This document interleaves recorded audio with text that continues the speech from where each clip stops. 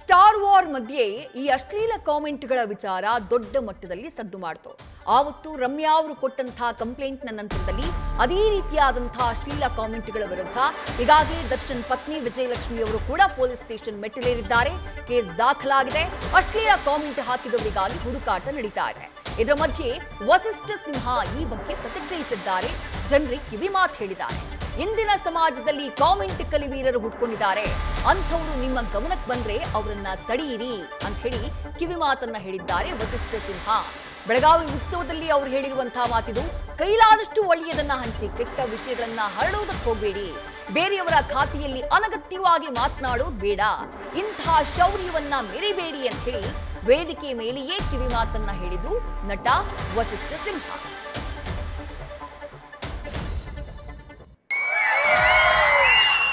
ಹಂಚಿ ಒಳ್ಳೇದನ್ನ ಹರಡಿ, ಕೆಟ್ಟ ವಿಷಯಗಳನ್ನ ಹರಡೋದು ಬೇಡ. ಅಂಡ್ ಒಂದಷ್ಟು ಜನ ಇವತ್ತಿನ ಸಮಾಜದಲ್ಲಿ ಕಮೆಂಟ್ ಕಲಿವೀರರು ಹುಟ್ಕೊಂಡಿದ್ದಾರೆ. ಅಂಥವ್ರಿಗೆ ನಿಮ್ಗೆ ಯಾರು ಗಮನಕ್ಕೆ ಬಂದ್ರೆ ಅವ್ರನ್ನ ತಡೀರಿ. ಆದಷ್ಟು ಒಳ್ಳೆ ವಿಷಯಗಳನ್ನ ಮಾತಾಡಬೇಕು, ಕೆಟ್ಟದನ್ನ ಅವಾಯ್ಡ್ ಮಾಡಬೇಕು. ಬೇರೆಯವರ ಖಾತೆಗೆ ಹೋಗ್ಬಿಟ್ಟು ಅನಗತ್ಯವಾದ ಮಾತುಗಳನ್ನ ಆಡೋದು, ಬರೆಯೋದು, ಆ ಶೌರ್ಯ ಮೆರೆಯೋದು ಬೇಡ ಯಾರುವೆ. ಸೊ ನಿಮ್ಮ ಸುತ್ತಮುತ್ತ ಯಾರ ಅಂತ ಅವ್ರು ಕಂಡ್ರೆ ಅವ್ರನ್ನ ತಡೆಯೋ ಕೆಲಸ ನಿಮ್ಮಿಂದ ಆಗ್ಲಿ.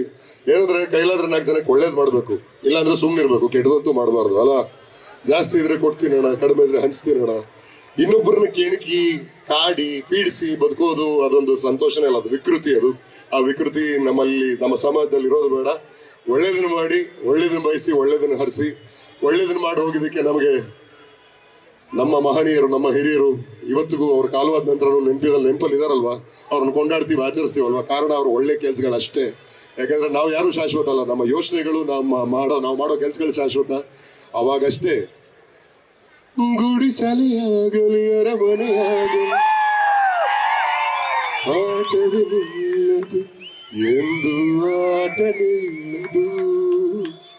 ಕಿರಿಯರಿಗಿರಲಿ ಹಿರಿಯರು ಬರಲಿ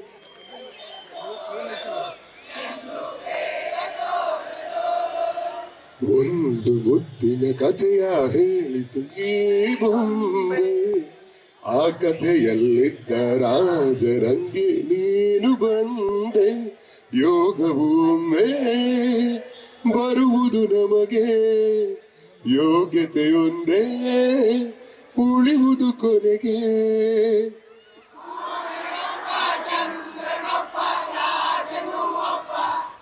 ಈ ರಾಜನು ಒಬ್ಬ, ಆಡಿಸಿಯೇ ನೋಡು, ಬೀಳಿಸಿಯೇ ನೋಡು ಎಂದು ಸೋಲದು, ಸೋತು ಕಲೆಯಬಾಗದು.